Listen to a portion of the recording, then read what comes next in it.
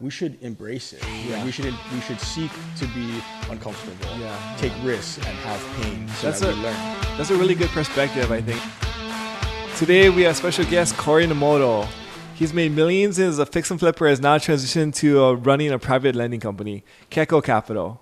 He runs a team of 11 guys, and they originate over $100 million a year. Welcome to the show, homie. Thank you, Daniel. Appreciate it. So awesome to have you on, bro. Just, I don't know if you're aware of it, but when I kind of first started my journey as an investor, you were one of the first guys to kind of like walk me through the process and really like help me to get like my start in the very beginning. So super appreciate it. I don't know if you remember those days. Oh, I remember. Then, absolutely. Yeah. But I super appreciate that time. So just thank you for thanks for being of course, today. So. Well, actually, when we first met, I don't even know if you recall, but it was Starbucks, I think. Yeah, we met at Starbucks right in like Salt. Yeah, I remember. And I remember leaving that meeting thinking I got so much value from that meeting, which was I wasn't expecting, you know, and really it was like how you could help us like with our back end when we were just starting our new company, Keko Capital. Yeah. And in fact, I still have photos of like us in me and Alex in the hotel room, you on Zoom, or so kind of like I know I've heard your story before, but it's a super interesting story of like how you actually started in real estate. So walk us through what was that like? What were you doing before real estate, and how did you actually get introduced into real estate? So I started in 2011. Okay. Man, there's so many different variations because my story is kind of long, but well, I was basically in California, Southern California, in Riverside. Yeah. And it's more inland. And I was going to school at Cal Baptist University. Okay. And so I was finishing college. My degree was in exercise science and marketing. Okay. And I didn't want to do either of that. You know, it's like my last year in college, I was getting anxiety because I was like, okay, I just spent thousands of dollars on school. Yeah. Like 7 years of my life because it took me 7 years to get my 4-year degree, you know, as a career student. Okay. And so I was getting anxious because I was like, I don't want to be a physical therapist, which is what I was kind of going to school for. Yeah. And two is like, actually, I don't really want to work at all, you know, which was like new feelings for me because I was never one to be lazy but I felt lazy. I felt there's shame in that for me. And if anything, I'm the opposite of that. So that was new feelings for me, which I come to find out later on, it's just what I was searching. I was searching for something, a different path, of entrepreneurship. So I mean, like you're about to graduate from school, but you're not sure, like you feel like the degree that you're gonna get kind of is not like what you really want to do for the rest of your life. So what happens next? Well, so I know I was searching for something. My father was telling me to read Rich Dad Poor Dad for years, and like I hated to read. And for some reason during that last year of college, I picked it up. Just read it. The magical book that's man, yeah. Okay, like, so you read Rich Dad Poor Dad. I read Rich Dad Poor Dad just like everybody else. Changed my life because it was all the words I needed to hear at the right time because I was facing that dilemma. I was like, okay, I'm finishing school. I'm about to go into the workforce, but do I really want, like, I don't want to do that. It didn't seem like a smart plan for me where, you know, you work for 30, 40 years, save up for retirement, hope that it's enough to make it to the end, and it didn't seem smart to me, but that's the normal path. I mean, that's the path that so much of us actually know, and sometimes it's like the only path you know, right? So like when you read that book, it kind of opened your eyes to like maybe like another path or another avenue of. Oh, absolutely. It's a book about entrepreneurship, but he talks a lot about real estate. And so that got me, and in the book, I believe it was in Rich Dad, he says that, you know, the first thing to do is just go to your local RIA clubs, real estate investment clubs, right? So I was searching kind of like Google and stuff. I saw New Wealth Advisors Club, who are in Hawaii as well. And I still didn't take action, but then I remember driving on the side of the freeway and they had one of their signs up, their bandit signs, real estate investors, learn while you earn or something. And I was like, okay, like I'll call, you know, and then I ended up calling, it was the same company. So it was like, they're on Google, they're on, so they do it right, you know, and some good marketing. And when I went in there, that was my first kind of experience to real estate with real life investors or seeing like it from like And but when I went there, I realized like this feels different. Like they're all people who seem like they are ambitious. They want something more out of life. Like they're not, you know, we're not talking about careers here. We're talking about like investing and entrepreneurship and money and principles and everything I needed to hear at the right time. So, but I was still so shy. Like I was very introverted, shy, and so I would sit in the back of the room, closest to the exit. Like I did the same thing when I mean, just like we're natural introverts, right? Like just naturally to this day, like I would battle it. The default mode, right? But like you kind of like improved yourself over the course to kind of like be able to, now you're speaking on some stages and have like a team, but like naturally at heart, like we're the back of the room kind of guys, right? Yeah. So. Like we can put on the face, but after it drains me. And I gotta go recharge, you know? Yeah. So I sat in on that, and that was the second kind of changed my life experience, all within like a few months, you know? And even since then, I've been to many conferences, many like meetups, masterminds, you know, all the big ones, and go to the back of the room, you know, ones. And to this day, that first club with New Wealth, that one is different. It's just different. It's more family oriented. They don't fly in and then fly out. They fly in, they build and embed in the community, you know, so they don't form another club unless they're going to have a physical presence there. Because they know how important it is. And I'm realizing that too, now that we have a team, and we can work remotely for what we do, but the relationships and the face-to-face makes a big difference when you're trying to do anything, right? Yeah, it's everything. Like the culture, camaraderie, you know how to deal with problems and issues, work together as a team, you know, so it keeps you going. I'll tell you something quickly, but so through New Wealth, I met Anthony and Tony. They're both names were Anthony. One went by Anthony, one went by Tony. Anthony kind of took charge in leading me. And he really was my first mentor. And he was, can I swear on this thing? Yeah, go ahead, go for it. He was a hard ass. And from the first time I met him, you know, he kind of would, the first question he asked, and the meeting already kind of got off to a bad start. Because his partner Tony called me like 30 minutes, like maybe like a few hours ahead, and said, "Hey, just make sure you're not late," you know. And I was like, "Okay," but he called me just to tell me that, so I figured, okay, Anthony definitely doesn't like when people are late. And so I left early, and we were meeting at the Starbucks on La Sierra. But you know, California, I mean, these streets can run for miles, right? So I went to the Starbucks in La Sierra, you know, it was 5 after, 10 after, and then finally I get a call from Tony. I'm at the wrong one, you know, so I'm like, no, like I just blew it, you know, like, so I race over to the other one. I'm already like super nervous. Out, and like come out of the car, they're sitting there, and he tells me like, look, listen, man, like, I know you're from out of town, you know, and you're not from around here. And, but he said, if you were from here, and like if for any other reason, I would not be here. So I was just apologizing up and down, you know, but it set the expectation, you know, be professional, show up. But it shows how valuable his time is at the same time, right? So like he doesn't want to waste his time. So like he doesn't want people he wants people who are serious, right? Who's like willing to like respect his time and put in the work, right? So like that's a really good tone setter. So, and I learned so many lessons from Anthony, and I don't even know if I haven't reconnected with him to this day, but I will hopefully one day, and to thank him, you know. And so anyways, I door knocked for them for a full year in 2012.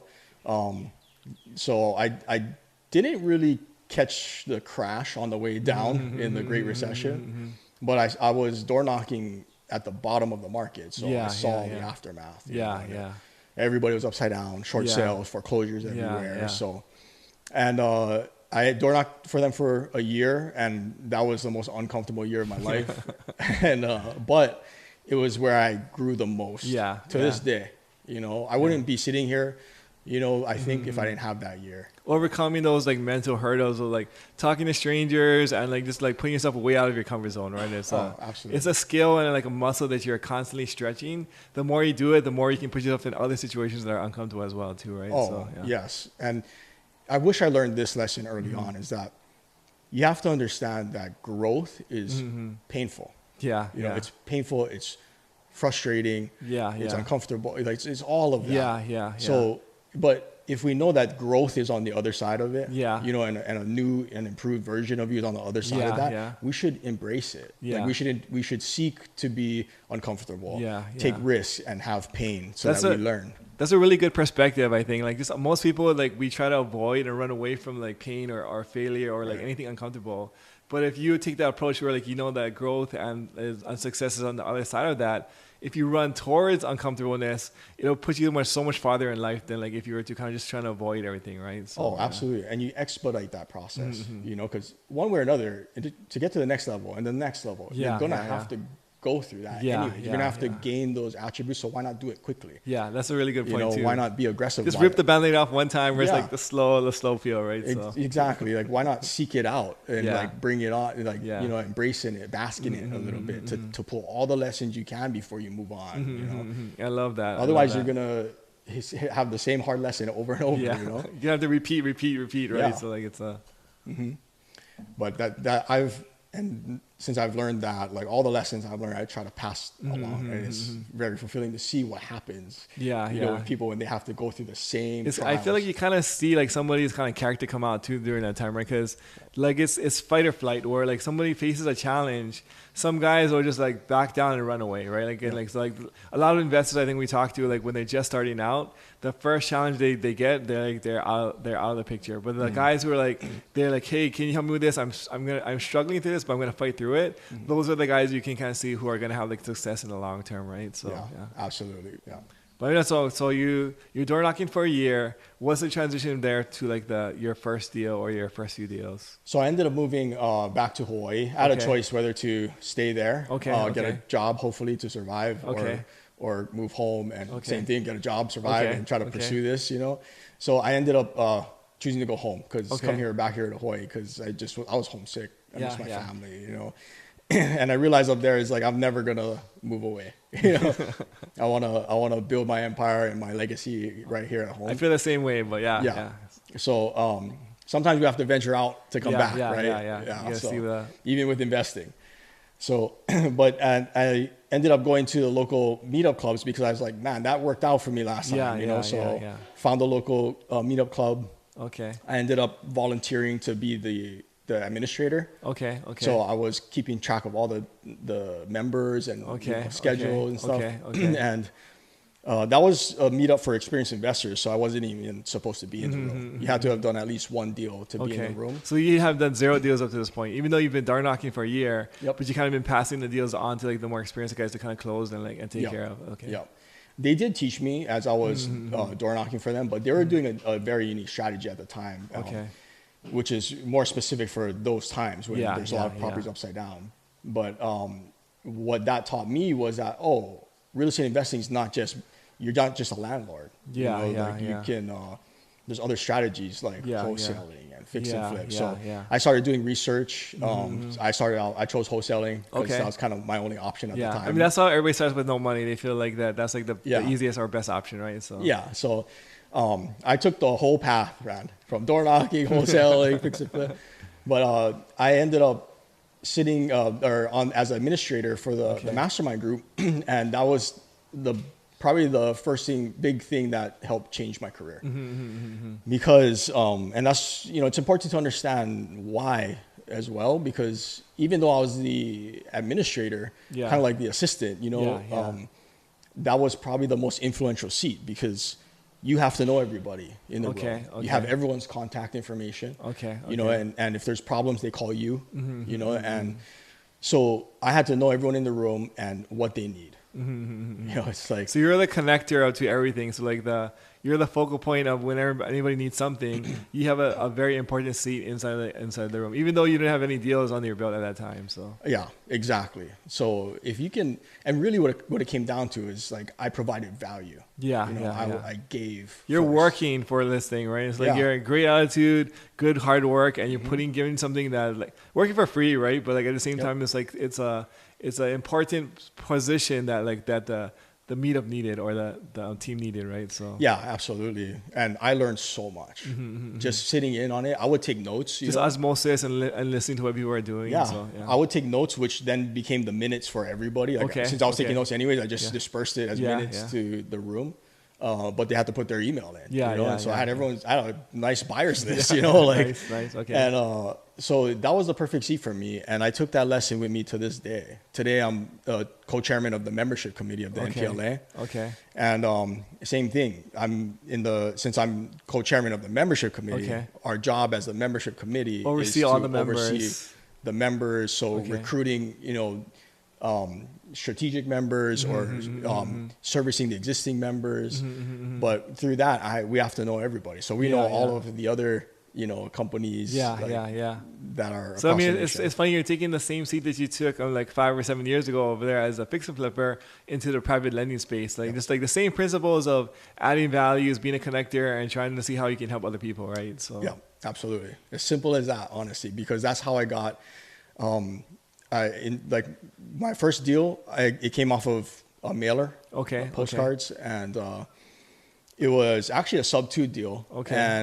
But I didn't know how to structure a sub-2 deal at the time. So but since I was sitting in the mastermind, Jonah Kogan, who's a friend of mine and who's a mentor of mine, I learned a lot from him.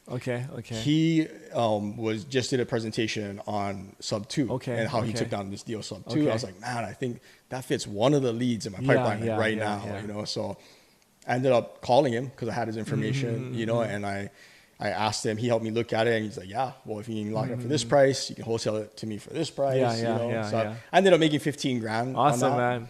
But he made like a couple $100,000 on that single family house flip out in Eva Beach. So I mean, but you got to kind of see that process and like kind of introduce it into the world. So that $15,000 in the grand scheme of things is very small, but it's kind of like a proof of concept for you that like this thing works, and like now you've got like a friend, and like whenever you make other people money, you become more friends, right? So like if you work together and you make a lot of money for the other person, like they just naturally will like you and want to help you more, right? And there's trust in that. When there's money involved, there's a lot of trust. And Jonah asked me if I wanted to help trash and demo the house with him, and I was like, absolutely. I would have wholesaled it for free just to ride the project, And going through that, I was like shoulder to shoulder with him, filling trash bags, sweating, and like I was loving it because I had every minute to him by himself. Like when we used to go to the meetups, everyone used to go to Jonah because like he had the most experience. He's very like down to earth guy. And so I had his time for like a couple hours. That's like super valuable. People pay like hundreds of thousands or hundreds of dollars or maybe hundreds of thousands of dollars for just time with some of these more experienced guys. And so and so I learned about everything about him, where he invests, like he's in Boston too, like just his philosophy behind business and everything. So, and I'm so grateful because I got to help him on the next one and the next one. So I wholesaled like 2 more to him. Before I was kind of ready to go, Before you're ready to strike out on your own, kind of take down your own deal. So, So you're wholesaling, you kind of like wholesaling to Jonah. How did you transition to maybe doing your very first fix and flip? So I ended up working with another investor here in Hawaii, and I was going to take over his company one day, but it just wasn't the right fit for me. And I noticed too, like so much things that should have been done better with your investors. I mean, partners company. And like also is like from everything down to the culture was the most important thing. I realized that. And the reason why I didn't feel that it was my place to say anything was because of the culture. I see. It was very much a yes man culture. I see. And so it came to a point where me alongside Layla were basically running the company. And so I realized, I think I have to go off on my own and do it like the way I would want to do it. With your core values in place and kind of like the way that you see like want to run like a company. So exactly. So you struck out on your own to kind of start doing your own fix and flips. Like what was that process kind of like? Well, I didn't actually go off on my own because I was about to, and then I was flipping a house across the street from my business partner today. His name's Kikoa, and he lives in Seattle. He goes back and forth all the time. And he asked me, he's like, hey man, can you mind if you just go check on the project and like make sure the guys are there and this and that. And I was like, oh yeah, man. He's like, yeah, I'll cut you in like for half of it. You know, I was well, dude, like you don't have to do that. Like it's literally right across the street. I can just walk over and check it out. Okay. But just the fact that he offered that told me a lot, you know, and I already we were friends. We'd work out at the gym all the time. And we had to talk about it. Like maybe we should partner, you know? I thought about it. But I knew that, okay, if I partner with Kikoa, like I'm gonna have to win twice as big, at least. Well, because like that, now you have half of the pie, is what you're saying. Yeah. Okay. Yeah. Okay. So, because like for me, the roadmap was fairly easy and clear. Okay. Straight line. You know, it would have just kept flipping houses, building the piggy bank, buying cash flow properties, rinse and repeat. Before we go on to that, I think that's a really good like the fact that he is willing to offer like half for like for like was probably like less than half of the work or less than half the value. I think it speaks volumes to a way that a guy's going to treat a partnership. I think so. If there's extreme generosity in the beginning, there'll probably be generosity like later. I think, but if there's very like tightness in the very beginning, it's only going to get like more tighter in the later. So I think it's a really good like lesson where like you can kind of see what a person's like as a partner by like the way that they approach like deals, as far as like their ability to like give away like either equity or profits or something in the very beginning, you know. So absolutely. And I think people they get so caught up in trying to squeeze for every like percentage point of equity and profit, and they lose sight of the big picture. Whereas like I rather overpay my partners, my you know, the employees or the contractors working for me. And I've learned this lesson a long time ago. It's just, one, you want to pay for quality. Because if not, you're going to pay over and over again anyways. And it's going to take you longer. It's going to be frustrating.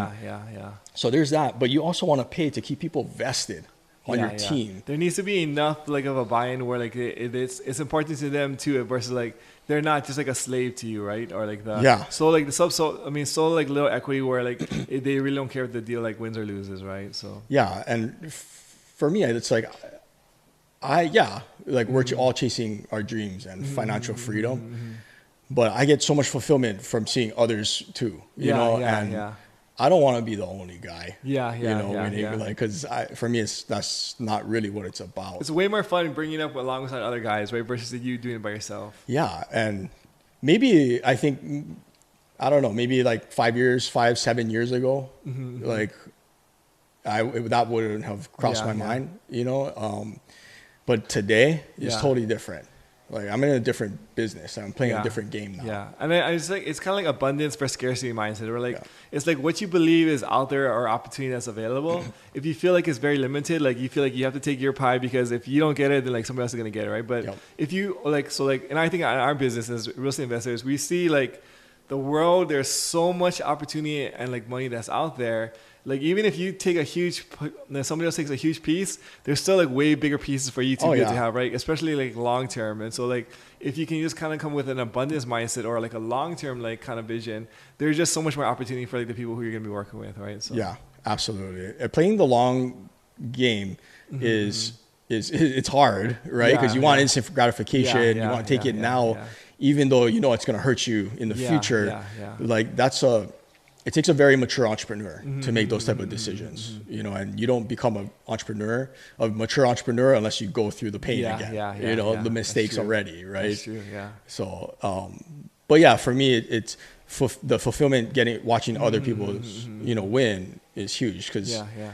And like, I realize that's like a purpose now that I chase, you know, more than anything else. Actually, I mean, now you have a team, right? You have young guys who you're coaching, and like that you're trying to bring them up at the same time that you're building something, right? So like they're getting to be a part of something cool that you're building alongside them, right? So you know what's so awesome about it is because like in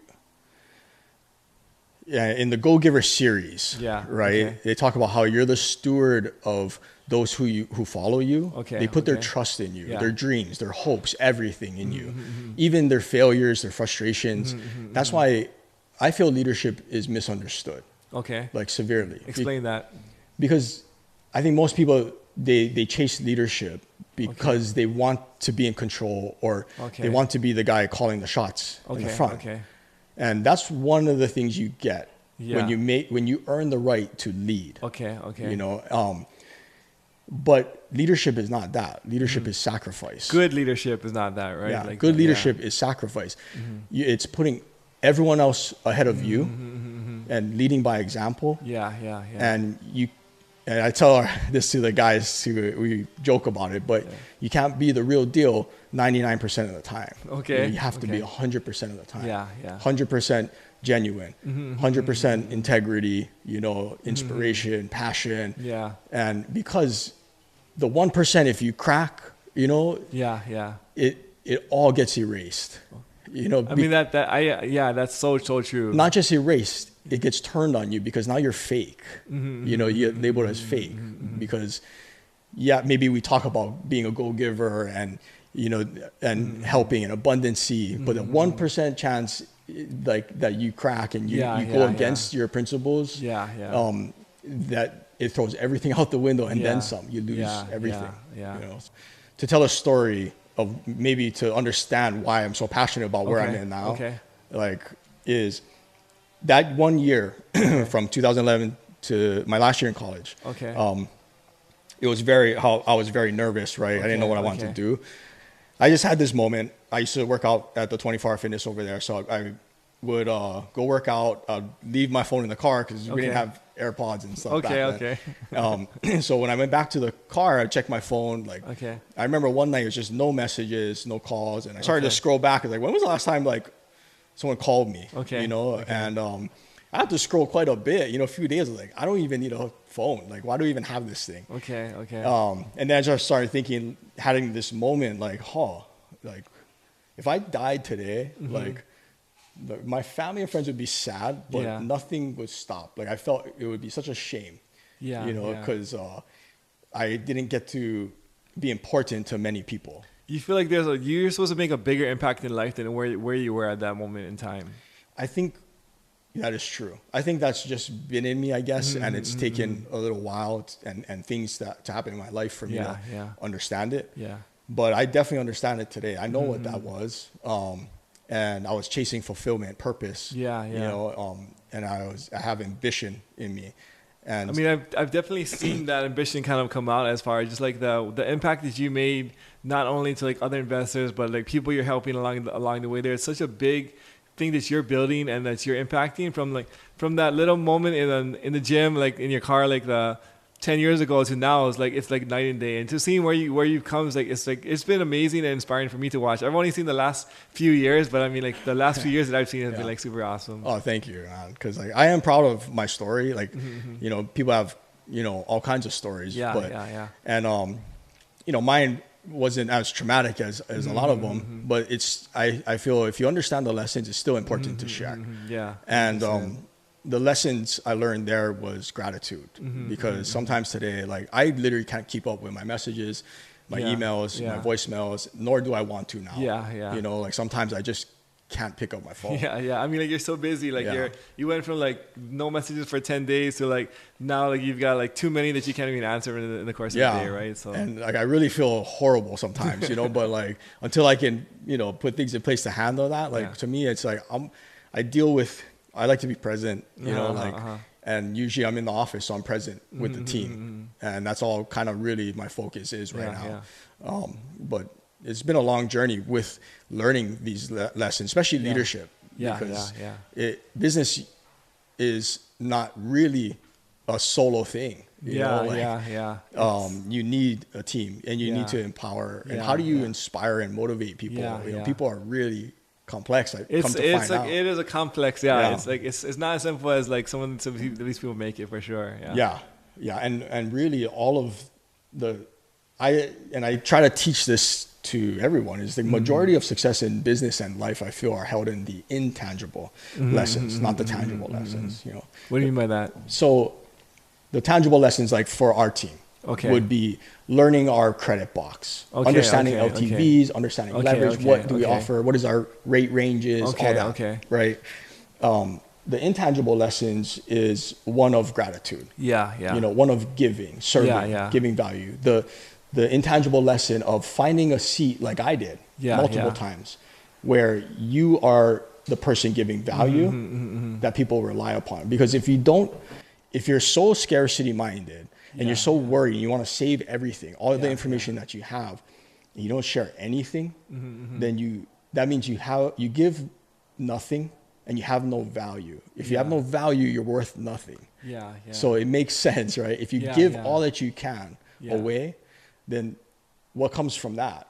It's everything and then some. And there's a lot of other, like, when you say intangibles, I really like that phrase, because there's like, when people come across a problem, like, how do they, like, do they try and like solve it, or they run away, right? All these different things. And this abundance mindset, are you trying to like add value into the world, or are you trying to take value from the world, right? And so like, what's crazy is like, as you kind of add more value, like, you kind of like get tenfold back without like realizing it. And sometimes it's not immediate, but like sometimes it's down the line. But as you add value, there's a whole bunch of things that are happening. Like, you're becoming a better person. Like, your brand is building. You're getting a reciprocity and goodwill from other people. And at the same time, you're improving your craft. I feel like every time that I'm coaching somebody or helping somebody to like get better, I actually get better myself through the coaching itself, or like through like whatever I'm trying to teach or give. Like, absolutely. So, like we have 3 guys right now who are kind of in this incubation period in our company, where 2 of them live in Vegas, 1 of them live in Tampa. And we needed more guys who were primed for scale. So we brought them in, but we know how important it is to be in the office. So we required minimum 30 days of them being down here. So we're putting them up in a place right now, like, and it's awesome, dude. Like, it sounds like a fun time, man. Yeah, it can get exhausting, but but like, it's hardcore entrepreneurship all the time. And I think that's the only way to do it, to really grasp all the lessons, like those intangible ones, which are hard to understand, especially if you're a young entrepreneur in survival phase, where they just want to tell me the tangible information and I'll get that done. It's like, no, you won't. Because even if I do give you all the tangible information, like, when you go out there and do it, it's not going to come to you because you haven't done the work inside. And it's important to do the work inside, meaning like growing. The mental work, right? The mental, mindset. Because you have to understand yourself. Like, where are your boundaries? Like, where are your principles? You have to know that before you go into business, because otherwise you'll get run over. Especially in real estate and finance. Think about this, and I tell our team this to keep them sharp, is if you're a high level entrepreneur with high ambition, the do whatever it takes motherfuckers, those guys, what industries are you going to gravitate towards? It's going to be a high dollar amount, right? It's going to be something where you can make a lot of money. So you're going against all the other high mother effers, right? Who are hungry as well too, real right? estate and finance. That's where they go. That's why you're here. That's why I'm here. You know what I'm saying? I got lucky, but I mean, I'm gladly here. But so no, but we gravitate here. Because the opportunity is so huge in these spaces. This is where these are the industries that created the most millionaires. Biggest wealth. It's a perfect strategy or thing to chase if you're a Main Street player, which most people are. So it's a good reminder, because the real deal guys, they do know their principles. They know where the moment someone starts to speak to you disrespectfully is where to draw the line respectfully. You know what I mean? So if you don't take the time to study, and self-development, it's not just so you feel like a better person inside, it's to actually be a better entrepreneur. You have to. It's such a cross, such like a they're so connected, like your personal life and your personhood with like your business and your entrepreneurship. It's who you become as a person is a direct reflection of how you're going to be doing as a business owner, as an entrepreneur, right? So, and as a young investor starting out, I wouldn't have been ready for these words. And so like a lot of the tangible information you probably won't get from me anymore. Because like you can find that anywhere. Google, just go Google, whatever. search how to pull the latest best list what marketing piece works or strategy works now. Like you can find that. That's there. Like for me, it's like if I only have like 30 minutes, like I want to talk about really the important lessons that you need as an entrepreneur or investor to make it. This is like the most frustrating like kind of coach that I've had over my life is like, just give me like what I need to do, right? Yes. But they're like, no, I'm gonna like make you like learn it by yourself or learn the hard way. And like these are some of the most frustrating like conversations because you just want it now. Yeah. But then like when you don't get it after the fact, you realize, wow, I'm so glad that Cory didn't give it to me up front because now that I had to like figure out and find for myself, I appreciate it more. I know it more. I own it more. And along the way, I learned these lessons that will like help me for the rest of my life. And so. And sometimes like you want to help so bad. You want to just give the handout, right? Because like, you just want to see a win. Just let's end this conversation. Let's like help you to like that. Exactly. But like that would be wrong. Like because I understand, like I'm not gonna rob that person of that glory. That they'll feel, you know, and then because once they go through it themselves and they come out the other end, now they can lead someone there through that. You know, that's how you earn leadership. You know, that's so true. Sometimes you have to figure it out for yourself. I mean, it's amazing talking like just leadership, business ownership with you later. We gotta have like another like just chat, like lunch or just like some of the different kinds of things. But going back to your story, I know like you made a lot of money in real estate, but it's not always like roses and rainbows, right? There's been like a few losses in your career. Did you ever have like a big loss in any of your fix and flips? I had many losses, you know. And tell us like the biggest and the most interesting one.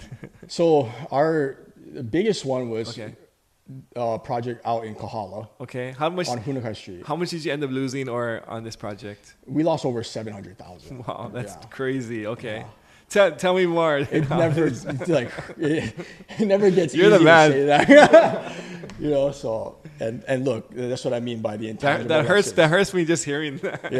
Yeah, I know. But you know, what Kiko and I realized is that if we have to pull any lessons from that, like what is the beauty of going through something like that, if there is any, is so that I can sit here and tell you about it and tell you're following about it, because there are a lot of lessons. I feel like I became a better investor after that deal, you know, and because one, we bought wrong.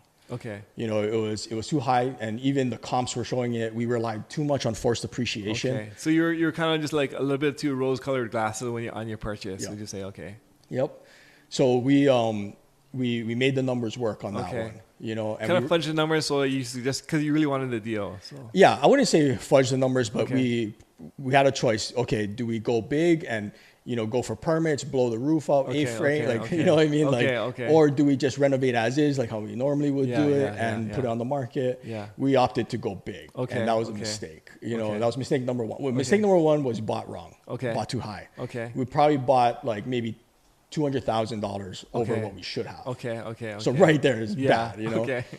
We made all the mistakes. We under budgeted. Under budgeted, underestimated the time. We chose the wrong strategy. We decided to go the long route, which turned out to be a lot of headaches. Took us 3 years to offload that. Wow, that's a long project. And you pay high interest rates for that type of money. When you're holding that big of a balance, right? So we were bleeding $15,000 a month. Wow. Okay. What else? And really, like, everything happened once we even finished and we're ready to sell. We put fresh sod in on the hottest day of the year. It shocked the grass. By the time I got there the next day, it was all dead. So I call our guy. I'm like, dude, like, you sold me dead grass? Like, what the heck? He said, no. Like, he said, and I sent him a picture. And he's like, oh, I just put that in yesterday. And so the grass died. We tried to revive it, and it came back like in half the area. So we had to get new sod. The new sod came in with a bunch of sod killers, these worms that kill the sod, basically. So like you guys are just like fighting like battle after battle. And that's just the scratching the surface. So, but the one thing I can be proud of going through that experience is that we never gave up. For 3 years. And you got to think, after a year, battle after battle, challenge after challenge. After a year, you're already writing it off. A project like that, it's like, okay, this is a loss. Just mitigate the damage, just cut the bleeding. You know. But that's what hopefully new investors understand is sometimes when that train gets rolling, it's hard to stop. You know, and a project like that, fortunately, like we had enough wins that we could absorb part of the year too. A loss like that. Which is amazing because like most people can't like some people don't even have $700,000 to lose in the first place, and even if you do, like you'd be trying to pay them back for the rest of your life or many lifetimes over. But the fact that real estate has given you the opportunity where you could stomach that loss and laugh about it today, and I mean it still hurts like just hearing about it, but I mean just the fact that like it's what real estate has done for you as the opportunity financially wise to be able to stomach those kinds of losses, it's amazing, just like a testament of itself, I'd say. Well, yeah, thank you. And you don't understand the lesson, like how am I going to come out of this better? Like negative 700,000, like show me the intangible lessons, like I'm waiting. But really like the lessons are like, one, we never gave up, which is the right thing to do. Yeah. We paid all of our investors back plus what we owed them, so we did the right thing. We didn't give up, so that's what we could be proud of. Yeah. We put out a beautiful product. Somebody got a really good deal on it because we were motivated sellers at that point. And like the lessons that hold true to us today is all the intangible ones. Where it's like, okay, when your back's against the wall, you're going to do the right thing. And when you're having to write a check for $700,000 when you're supposed to be getting a check, that's so brutal. That's pain. It's like, okay, there's growth coming. Here's growth. Here's the check. Boom. Like no matter what, that's a step backwards. And it was. But for guys like Kiko and I and our team, we only see the end zone. We don't see anything else. The long-term game is, in the long term, it's a blip, but in the short term, it's so painful, right? Yeah. It's like this, but you guys are so good at seeing like the long-term vision and where you guys are planning to go with that. Like even as you come across these obstacles, you're able to like look at them with a good light and with a good perspective so that you can actually like make the right decisions for the long term, right? Like pay back all your lenders, make sure you take it to completion, make sure all the relationships that were involved in these things are like intact and they're good, right? So, absolutely. Yeah. Especially in Hawaii. Yeah. You can't make mistakes out here. You can't be the 99% in Hawaii. If you're the 1%. Yeah. You can't like screw anybody over here. Like it's such a small community. So 100%. So I mean, looking back in your journey, like you've had so many different lessons and such like a success over the years. Somebody who's just starting out, they're just brand new to real estate or real estate investing, and they kind of want to get started. What's a word of advice that you would give to somebody like that? Somebody just wanting to get started. Yeah, somebody just wanting to get started. Honestly, I would find a seat like I did. In a mastermind. So it doesn't have to be a mastermind group. So find a way to bring value to those you want to be like. In the near future, and serve them. Find a way to give value. And sometimes maybe you go to a networking event and nobody really clicks for you. Even the person who everybody's looking up to and everybody's crowding around and trying to get information from, like they might not be the guy for you. So it doesn't have to be that person.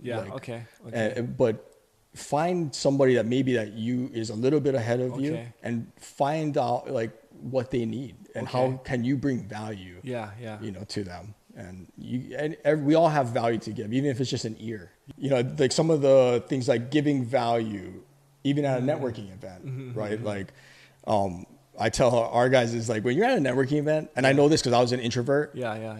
Like I call it Operation Save the Introverts. Like when you go to a networking event, like don't go for the guy that everyone else is going for. Because if we know that to build solid relationships, it comes down to the KLT principle. Like people do business with those they know, like, and trust. Right? So if we know that to be true, then we should focus on that. If we get the moment you feel you built enough rapport where they know you, they like you, and they trust you, and you exchange information, now everything's icing on the cake. That's the close. You know what I mean? That's where like that's where business is built, and those three principles. After like the money, like the deals, is almost like formalities at that point once you build that foundation. So. Once you build that foundation, like that to us, like that's when you close, not when you make a sale. And so the Operation Save the Introverts is like you go to the networking event. Right. There's going to be the introverts on the side looking at their phone, praying that somebody comes to them and saves them and says hi, because they're not going to be the guy to initiate conversation. They're introverts. So let's take the low hanging fruit and be their hero and save them. Immediately, look, they know you, right? And immediately they like you because it's like, thank you. You know, Daniel's talking to me. That's so funny. You know, and like now it's just the trust which you build through the, you know, exchange and the genuine relationship building long term. Like that's, you know, our initiative at first. Like when you go to these groups, like look for those guys. Let's be their hero first and then go, you know, for the others. That's such a good strategy. I'm going to have to, that's such a good strategy. That's so insightful. Well, I mean, thank you so much, Cory. I mean, like, so awesome hearing your story, like all the cool things you've done. We got to have another episode later, just like where you're going for the future. I know you got like some big plans, but like just appreciate having you on and just being a good friend. Like, where can people find you if they want to learn more about you? I'm on social media. Okay. Instagram and Facebook. Okay. Now more and more, I'm just gravitating towards Instagram because I need less. So Instagram, Cory.Nemoto. Okay, perfect. That's it. Awesome. Well, thanks for being on the show, bro. Appreciate you. And thank you.